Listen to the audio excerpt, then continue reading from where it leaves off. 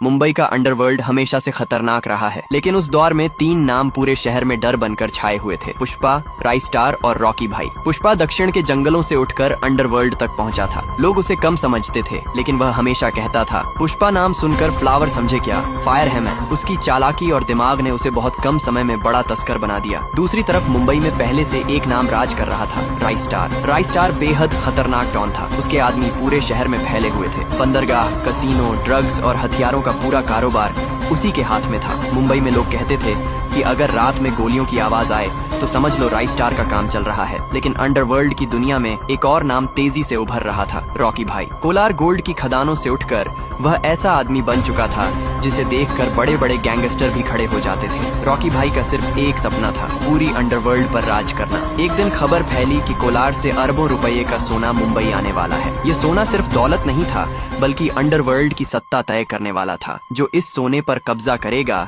वही पूरे अंडरवर्ल्ड का असली बादशाह बनेगा। सोने की खेप मुंबई के पुराने बंदरगाह पर पहुंचने वाली थी। रात के अंधेरे में वहां तीनों अपने अपने गैंग के साथ पहुंच गए। सबसे पहले राइस्टार बोला, मुंबई में बिना मेरी इजाजत कोई कारोबार नहीं करता, ये सोना मेरा है। पुष्पा मुस्कुराया और बोला, झुकने का नहीं। तभी धुएं के बीच से भारी कदमों की आवाज आई। सभी की नजरें उस तरफ घूम गई। अंधेरे से एक आदमी बाहर आया, रॉकी भाई। उसने सिगरेट जलाते हुए कहा, अंडरवर्ल्ड में 3 लोग राज नहीं करते, यहाँ सिर्फ एक बादशाह होता है। इतना कहते ही गोलियां चलने लगी। पूरा बंदरगाह युद्ध का मैदान बन गया। कुछ ही देर में चारों तरफ लाशें बिखर गईं। सुबह जब सूरज निकला तो बंदरगाह पर सन्नाटा था। सोने की पूरी खेप गायब थी और शहर में सिर्फ एक नाम गूंज रहा था, रॉकी भाई। लेकिन दूर खड़ा पुष्पा हल्का सा मुस्कुरा रहा था, क्योंकि उसे पता था कि असली खेल अभी बाकी है। बंदरगाह की उस रात के बाद पूरे अंडरवर्ल्ड में सिर्फ एक नाम गूंज रहा था, रॉकी भाई। लेकिन कहानी यहीं खत्म नहीं हुई। कुछ दिनों बाद खबर आई कि शहर में फिर से सोने की एक बड़ी खेप आने वाली है। इस बार पुष्पा पहले से तैयार था। वह अपने आदमियों से बोला, पुष्पा कभी हारता नहीं, खेल बदल देता है। उधर राइस्टार भी जिंदा था और बदला लेने की आग में जल रहा था। उसने अपने गैंग से कहा, इस बार कोई नहीं बचेगा। रात होते ही तीनों फिर एक ही जगह पहुंच गए। रॉकी भाई ने मुस्कुराते हुए कहा, लगता है तुम दोनों फिर से हारने आए हो। पुष्पा हंसकर बोला, झुकने का नहीं। और तभी अचानक चारों तरफ गोलियों की आवाज गूंजने लगी। लेकिन इस बार अंडरवर्ल्ड की सबसे बड़ी जंग शुरू होने वाली थी। आगे क्या होगा? क्या पुष्पा और रॉकी भाई साथ मिलकर अंडरवर्ल्ड पर राज करेंगे, या फिर उनके बीच ही सबसे बड़ी जंग होगी?